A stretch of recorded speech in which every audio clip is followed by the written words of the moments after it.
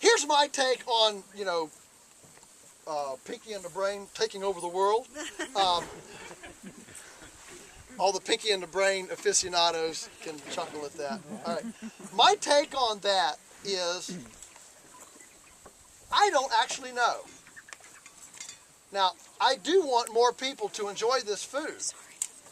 So my take on that is, rather than me writing nasty letters and asking for regulations against Tyson and regulations against Smithfield and dumping manure on McDonald's parking lot, okay, those kinds of things, picketing the WTO, offices, what I want them to just leave me alone. And if they would just leave me alone, so that our production didn't have to go through a non-scalable food police hurdle, we'd blow their socks off. Yeah. I mean, I'll give you a couple there are so many points of this. I mean, one is, for example, in our county, we have this nice farm store here. Okay? Now, we can sell anything we want through that farm store without a business license, because it's our own production. A farmer has exempt, okay. But if we have a neighbor down the road here that grows some extra pumpkins and says, hey, can I put pumpkins in your farm store? Then the county business, whatever they are, they view us as Walmart. See? And so this is one reason why I have my supervisor here today. Yeah, sure, and she's been very, very helpful in this. But there are a lot of these kinds of things that create unnecessary obstacles for this truly dynamic local food commerce and value adding. And then we could go on, of course, beyond the county to food safety requirements. We could every farmstead around here that's over 50 years old has an old smokehouse. All the old codgers cured ham. I mean, that's Virginia ham. I mean, that's the big deal. But in order for us to get a legal piece of cured ham to sell in our farm store from a pig that we raise right here in the woods, first of all, the pig has to be exported from the county to a federal inspected slaughterhouse.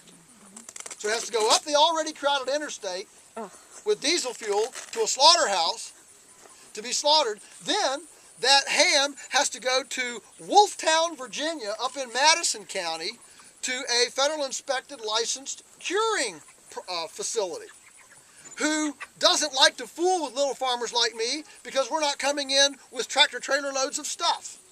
So he's got to start his little curing cubicles that are obsolete 30 years ago, because now he's got nice new ones that take a whole tractor trailer load at a time, and these are just little storage bins. But for me, he turns them on, but he charges me $2 a pound to cure my ham because it's inefficient and a pain for him.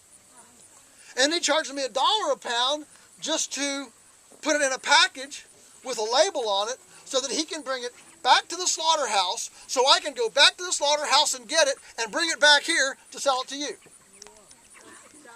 So I've got $6 in that product, and I haven't even paid for the pig, the corn, the labor, or the transportation yet. That's why our bacon is $9 a pound. If we could just cure that here on the farm in the old style, simple kinds of smokehouses that used to be done for 200 years that built the economy of Virginia, if you will, if we could do that, we could sell bacon for essentially the same price as Gwaltney, and it would be 10 times better and have no diesel fuel on it.